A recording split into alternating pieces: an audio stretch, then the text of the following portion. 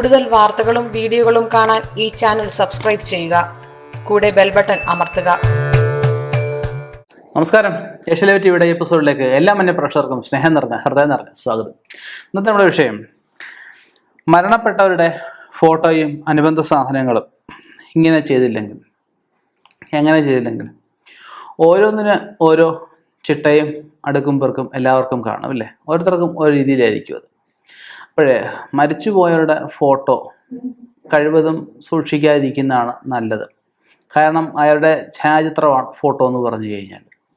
അപ്പം അത് സൂക്ഷിക്കുമ്പോൾ അവരുടെ സാന്നിധ്യം ഉണ്ടാവാൻ സാധ്യതയുള്ള അവസ്ഥ പറയപ്പെടുന്നുണ്ട്. അപ്പം ഫോട്ടോകൾ ഇനിയിപ്പം ചിലർ പറയും അച്ഛനെ കാണാൻ പറ്റില്ല, അമ്മയെ കാണാൻ പറ്റില്ല, അങ്ങനെയൊക്കെ ഒരു ആത്മബന്ധമുള്ളവർക്ക് മാറ്റാൻ പറ്റില്ല എന്ന് ഉറപ്പുണ്ടെങ്കിൽ, അല്ല അങ്ങനെ ഒരു ആഗ്രഹം ഉണ്ടെങ്കിൽ നമുക്ക് വീടിൻ്റെ തെക്കേ ഭിത്തിയിൽ ഒന്നുകിൽ, അല്ലെങ്കിൽ തെക്കേ ഭിത്തി തൂക്കാം ഒന്നുകിൽ, അല്ലെങ്കിൽ വടക്കേ ഭിത്തി തൂക്കുകയാണെങ്കിൽ തെക്കോട്ട് ദർശനമായിട്ട് നമുക്ക് തൂക്കാം. തെക്കോട്ട് ദർശനമായിട്ട് തൂക്കുന്നതാണ് ഏറ്റവും ഉത്തമമായിട്ട് പറയപ്പെടുന്നത്.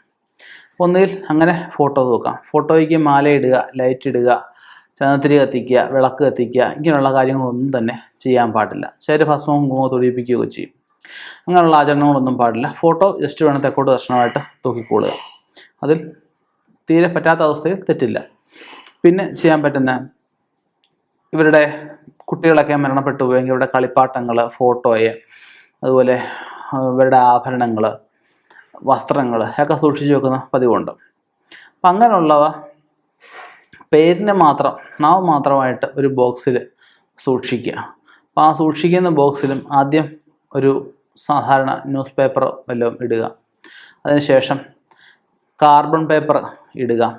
അതിൻ്റെ പുറത്ത് വൈറ്റ് പേപ്പർ ഇട്ടിട്ട് ഇതിനകത്തുള്ള സാധനങ്ങൾ അത് വെച്ച് അതിൻ്റെ പുറത്ത് വീണ്ടും white paper, carbon paper, news paper വെച്ച് വേണം മൂടി വെക്കാനായിട്ട്. അപ്പം ഒരുവിധ നെഗറ്റീവ് എനർജി അങ്ങോട്ട് കയറത്തുമില്ല, അതിലെന്തെങ്കിലും ഉണ്ടെങ്കിൽ പുറത്തോട്ട് വരത്തുമില്ല. അതിനാണ് നമ്മൾ ഇങ്ങനെ ചെയ്യുന്നത്. അങ്ങനെ ചെയ്ത് എവിടെയെങ്കിലും സൂക്ഷിക്കാം. നമുക്ക് ഇഷ്ടമുള്ളപ്പോൾ തുറന്നു നോക്കാം, തിരിച്ച് അതുപോലെ അടച്ചു വെക്കാം. മരണപ്പെട്ടവരുടെ വസ്തുക്കൾ നമ്മൾ ചേർത്ത് കത്തിച്ച് കളയാൻ ബുദ്ധിമുട്ടാണ്. അതിനുശേഷം കുഴിച്ചിടുന്ന അവസ്ഥയൊക്കെ ഉണ്ട്. അപ്പോൾ കത്തിച്ച് കളയുന്നതാണ് ഏറ്റവും ഉത്തമമായിട്ട് പറയാൻ പറ്റുന്നത്. ആവശ്യമുള്ള സാധനങ്ങൾ, ഇപ്പോൾ സ്വർണ്ണം കത്തിച്ച് കളയാൻ ഞാൻ പറയത്തില്ല കേട്ടോ.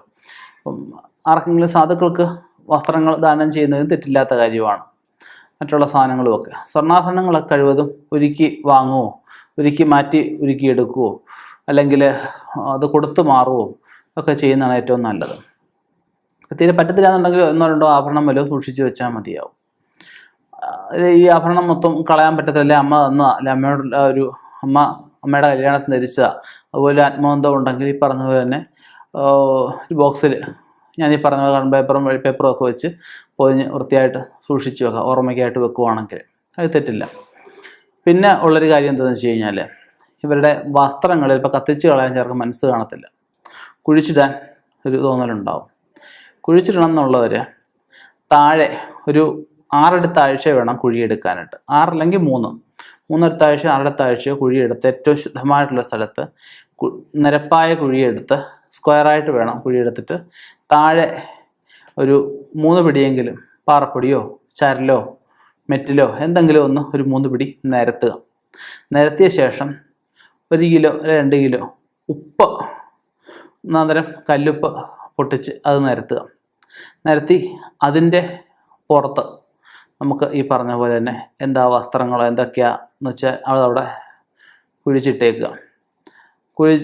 അവിടെ ഈ വസ്ത്രങ്ങളൊക്കെ അടുക്കി വെച്ച് ഇതിൻ്റെ ഏറ്റവും മുകളിൽ ഈ പറഞ്ഞ പോലെ തന്നെ ഉപ്പ്, ഈ പറഞ്ഞ 1-2 കിലോ ബെതറി ഈ കുഴി നമുക്ക് മൂടാം. കത്തിച്ച് കളയാൻ പറ്റത്തില്ലെങ്കിൽ ഇങ്ങനെ നമുക്ക് ചെയ്യാം. ഇനി അവരുപയോഗിച്ച കണ്ണട, മറ്റ് സാധനങ്ങളൊക്കെ ആണെങ്കിൽ ആർക്കും ഉപദ്രവം ഇല്ലാത്ത രീതിയിൽ എവിടെയെങ്കിലും അത് കളയാം, അത് തെറ്റില്ല. അതുപോലെ തന്നെ ഈ മരിച്ചവരുടെ വടി, കൊട, അങ്ങനെയുള്ള സാധനങ്ങളുണ്ട്, അതും സാധുക്കൾക്കാർക്കെങ്കിലും കൊടുക്കാം. ഇല്ലെങ്കിൽ ഈ പറഞ്ഞ പോലെ ഏതെങ്കിലും ശ്രദ്ധിക്കപ്പെടാത്ത ഏതെങ്കിലും മൂലയിൽ ആണിയടിച്ച് തൂക്കാം. ഇല്ലെങ്കിൽ ഷോക്കേസ് വെക്കുന്നതുകൊണ്ടും തെറ്റില്ല. ബാക്കിയുള്ള ഇവരുടെ സാധനങ്ങൾ, ഇവർ ഉപയോഗിച്ചുകൊണ്ടിരുന്ന പേന, കത്രിക, കത്തി, അങ്ങനെയുള്ള സാധനങ്ങളെല്ലാം തന്നെ നമുക്ക് പുണ്യതീർത്ഥ കുളങ്ങളിൽ അത് മുക്കി, അല്ലെങ്കിൽ തുളസി തീർത്ഥത്തിലേക്ക് മുക്കി നമുക്കത് ഉപയോഗിക്കാം. ഇവരുടെ മുറി ഉപയോഗിക്കുന്നുണ്ടെങ്കിലും ആ കിടക്കുന്ന കർട്ടനുകൾ, കിടക്കെ വിരിച്ച തുണി, തലേണ, ബെഡൊന്നും മാറണമെന്നില്ല, തലേണ ഒക്കെ മാറ്റി ആ കട്ടില് അവർ കിടന്നുകൊണ്ടിരുന്ന സ്ഥലത്തെക്കാട്ടിലും അങ്ങോട്ടോ ഇങ്ങോട്ടോ എന്തെങ്കിലും ഒരു ചെറിയ വ്യത്യാസം വരുത്തിയിട്ട് നമുക്കത് കിടക്കാം. കിടക്കുന്നതിന് മുമ്പായിട്ട് അവിടെ പുണ്യാശുദ്ധി, എല്ലായിടത്തും അടുത്തളമ്പെന്ന് പുണ്യാമാശം തളിച്ച് ശുദ്ധമാക്കണം.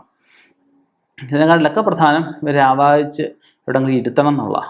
മരിച്ച വ്യക്തി അവരുടെ മതാചാരപ്രകാരം ഉള്ള കർമ്മങ്ങൾ എടുത്തിട്ട് ചെയ്യാറുണ്ട്. എന്നിരുന്നാലും മരിച്ച വ്യക്തികൾ അപ്പോൾ അവർക്ക് സായുജ്യമായിട്ടാണ് അടുത്ത ജന്മത്തിലേക്ക് പോയിട്ടുണ്ടെങ്കിൽ പ്രത്യേകിച്ചൊന്നും ചെയ്യണമെന്നില്ല. ഇല്ല എങ്കിൽ നല്ലൊരു കർമ്മിയെ കൊണ്ട് ഇവർ സൂക്ഷ്മമൊക്കെ കഴിച്ച് ആവാഹിച്ച് അവർക്ക് എവിടെയാണോ ഇരിക്കാൻ ഇഷ്ടം ആ ക്ഷേത്രത്തിൽ കൊണ്ടുപോയി ഇരുത്തി ബലികർമ്മങ്ങൾ ചെയ്യണം.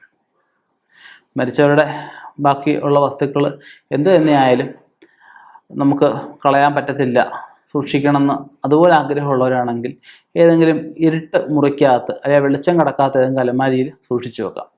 അതിലും തെറ്റില്ലാത്ത കാര്യം തന്നെയാണ്.